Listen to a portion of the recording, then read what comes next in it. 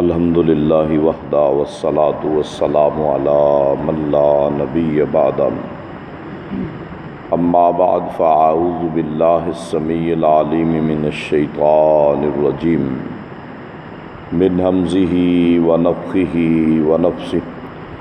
بسم اللہ الرحمن الرحیم لِيُنْفِقْ ذُو سَعَةٍ مِّن سَعَتِهِ وَمَنْ قُدِرَ عَلَيْهِ رِزْقُهُ فَلْيُنْفِقْ مِمَّا آتَاهُ اللَّهُ لَا يُكَلِّفُ اللَّهُ نَفْسًا إِلَّا مَا آتَاهَا سَيَجْعَلُ اللَّهُ بَعْدَ عُسْرٍ يُسْرًا۔ اور چاہیے کہ وہ شخص جسے اللہ عز و جل نے رزق میں مال میں وسعت دے رکھی ہے،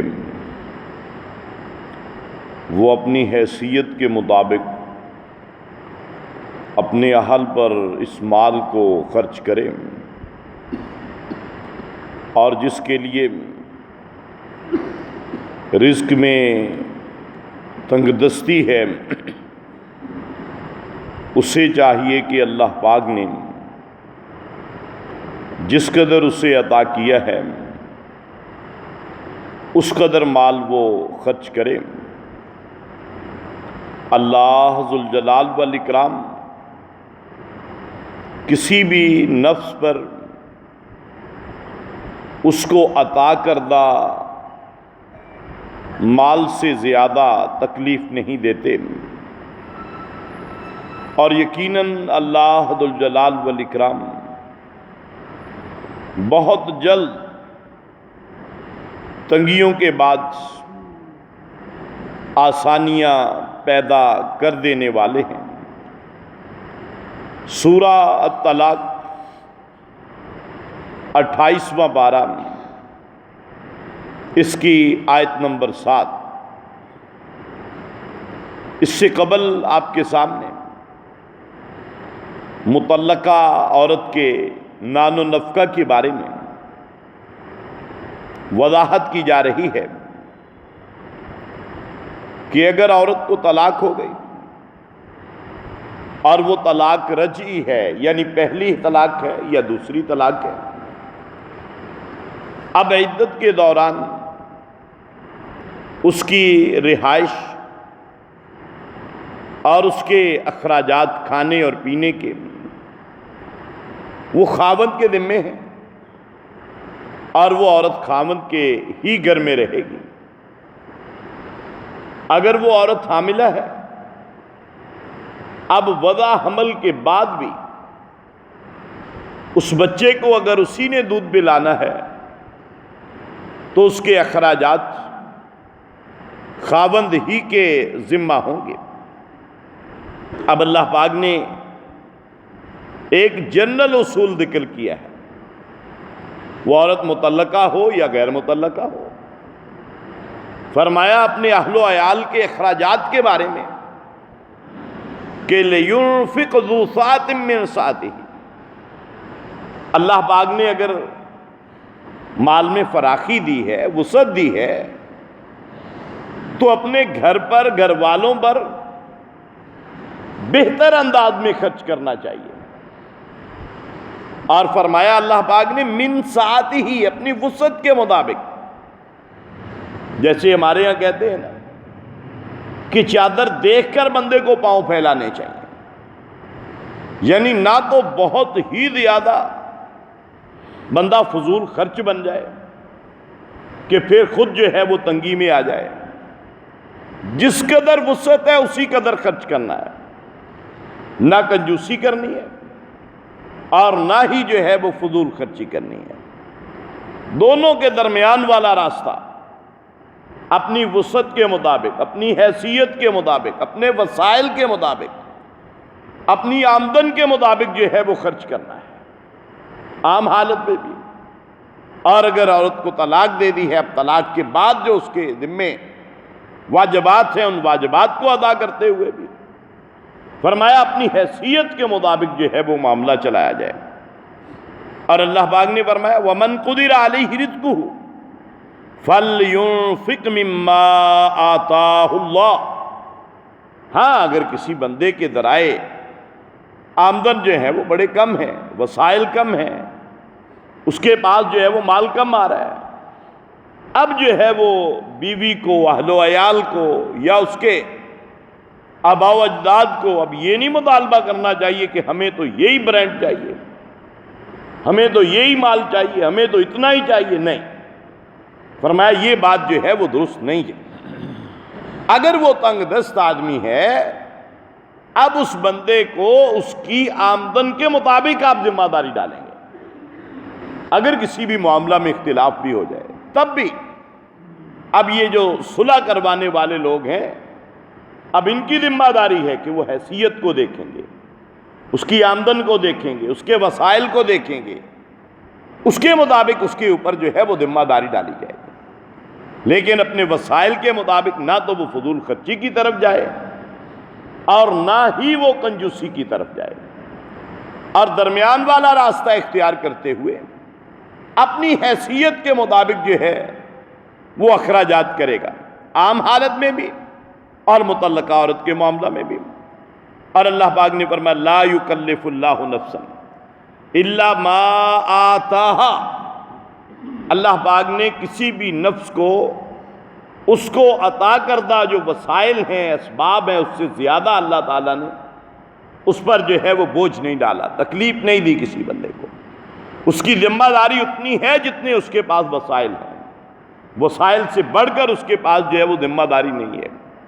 اور اسی قدر اس کے اوپر بوجھ ڈالا جائے گا جس قدر بوجھ وہ برداشت کر سکے، اس کو اٹھا سکے. اور کہیں ایسا نہ ہو کہ آپ اس پر اتنا بوجھ ڈال دیں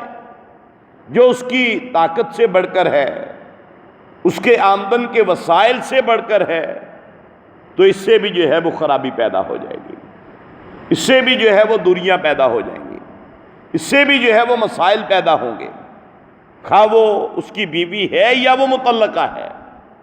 اب طلاق کے بعد بھی ایسے آپ دیکھتے ہیں بہت سے ایسے مسائل پیدا ہوتے ہیں، عدالتوں کے اندر جو ہے وہ کیسز جاتے ہیں. اب یہ جج کے لیے خصوصی طور پر ہدایت ہے کہ اگر معاملہ آپ نے خرچہ ڈالنا ہے، اب اس خاوند کے وسائل دیکھیں، اس کے ذرائع آمدن دیکھیں، اور اس کے بعد جو ہے وہ اس کے اوپر آپ جو ہے وہ اخراجات ڈالیں گے. اور اگر وہ اس کی بیوی ہے، بعض اوقات گھروں کے اندر اختلاف ہو جاتا ہے کہ جی میرے اتنے اخراجات ہیں، مجھے اتنے اخراجات پورے نہیں ہو رہے. اس معاملہ میں بھی اسلام نے ہمیں یہی تلقین کی ہے کہ اپنے اخراجات کی طرف نہیں دیکھنا، اس کے وسائل آمدن کی طرف دیکھنا ہے، اور ان آمدن کے وسائل کو مد نظر رکھتے ہوئے پھر جو ہے وہ معاملہ طے کرنا ہے. اگر تو وہ اس پہ راضی ہو جائیں تو ٹھیک ہے، اگر ان کا اس پہ گزارا نہیں ہوتا کہ وہ ان کا مطالبہ ہے کہ اس کے وسائل اور آمدن کم ہے اور میرا اس سے گزارا نہیں ہوتا، تو پھر بھی کوئی بات نہیں ہے، پھر چھٹکارا ہو جائے گا، پھر ان کے لیے جو ہے وہ راستے الگ ہو سکتے ہیں. اب آمدن سے زائد اس کے اوپر بوجھ نہیں ڈالنا چاہیے،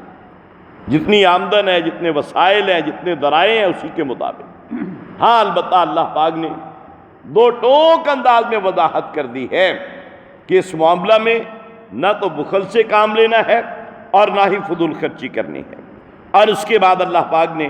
فرمایا کہ اگر فریقین کے اندر خلوص ہے، اللہ کا ڈر ہے، اور کسی کو تنگ کرنا مقصد نہیں ہے، اور اسی طرح کسی کے حقوق کو غصب کرنا مقصد نہیں ہے، اللہ رب العالمین نے فرمایا کہ پھر اس کے لیے یہ بات ذہن میں رکھنی چاہیے کہ سَيَجْعَلُ اللَّهُ بَعْدَ عُسْرٍ يُسْرًا. اگر کوئی معاملات تنگی والے ہیں، اگر وسائل کم ہیں، اگر آمدن کم ہے، اگر دونوں خاوند اور بیوی ایک گھر کے اندر اپنے معاملات کو چلانے کے لیے اگر بالکل جو ہے وہ نیک نیت کے ساتھ، خلوص کے ساتھ جو ہے وہ اپنے معاملات چلاتے ہیں، خاوند بھی اپنے وسائل کے ہوتے ہوئے کنجوسی نہیں کرتا، بیوی بھی اس کو بھی وسائل کے نظر آتے ہوئے بھی وہ بہت زیادہ مطالبات نہیں ہے، تو اللہ پاک نے فرمایا سَيَجْعَلُ اللَّهُ بعد عسر یسرا، پھر اللہ تعالیٰ کے ہاں یہ ایک ایسا عمل ہوگا کہ اللہ تعالیٰ بہت جلد تنگی کے بعد آسانی پیدا کر دیں گے۔ یعنی یہ بھی ایک معاملہ ہے۔ دیکھیں، نیتوں کو خالص کر لینا ہے، ایک دوسرے کو تنگ کرنا مقصد نہیں ہے، اپنے اپنے اخراجات اور اپنے وسائل اور آمدن کے مطابق کھل کے معاملات آگے چلانے ہیں۔ لیکن اللہ پاک نے فرمایا اگر تنگی ہے تو اس ان قریب اللہ رب العالمین آسانیاں پیدا کر دیں گے، کیونکہ رزق کے اندر فراخی، رزق کے اندر تنگی، اس کے اختیارات اللہ تعالیٰ کے پاس ہیں۔ اور اللہ رب العالمین انسان کی ذہنی سوچ اس کے مطابق بندے کے ساتھ معاملہ کرتے ہیں۔ اگر بندے کا دل پورے خلوص پر مبنی ہے، اگر انسان اپنے اخلاص کے ساتھ کام کر رہا ہے اور آگے چل رہا ہے، اور پورے کسی کو تنگ کرنا مقصد نہیں ہے، کسی کے اوپر ظلم کرنا مقصد نہیں ہے، بخیلی اس کے دل کے اندر نہیں ہے، فضول خرچی اس کے ذہن میں نہیں ہے، اور وہ اللہ تعالیٰ کے حکموں کے مطابق، اسلام کے مطابق اپنے معاملات چلانا چاہتا ہے، تو اللہ رب العالمین اس کے لیے تنگی اگر ہے تو اللہ تعالیٰ آسانیاں پیدا کر دیں گے۔ یہ اللہ تعالیٰ کا وعدہ ہے۔ سیجعل اللہ، اللہ تعالیٰ نے وعدہ کر لیا ہے گویا کہ ان قریب میں تمہارے لیے آسانیاں پیدا کر دوں گا تنگی کے بعد۔ تو یہ بھی گویا کہ مال کو خرچ کرنا شریعت کے اصولوں کے مطابق، خواہ وہ خرچ بندہ فی سبیل اللہ کرے، خواہ وہ خرچ بندہ اپنے اہل و عیال پہ کرے، تو یہ خرچ کرنا جو ہے یہ بھی اللہ تعالیٰ کے خزانوں سے اپنے لیے اپنے حصے کو بڑھا لینے کے مترادف ہے، اپنے حصے کو بڑھا لینے کا ایک ذریعہ ہے، اپنی رزق کی فراخی کا ایک ذریعہ اللہ رب العالمین نے ذکر کر دیا ہے۔ تو اللہ ذو الجلال والاکرام سے دعا ہے کہ اللہ احکم الحاکمین تنگیوں کے بعد آسانیاں پیدا فرمائے، فراخیاں پیدا فرمائے، بخل سے، کنجوسی سے، فضول خرچی سے ہم سب کو محفوظ و ممنون فرمائے۔ وما علینا الا البلاغ المبین۔